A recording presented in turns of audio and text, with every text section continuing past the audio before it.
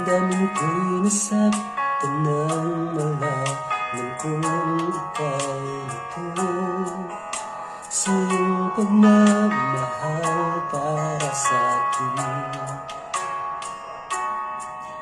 Nagtiwala sa'yo na ako'y di iwan mo. Bakit nagkaganito?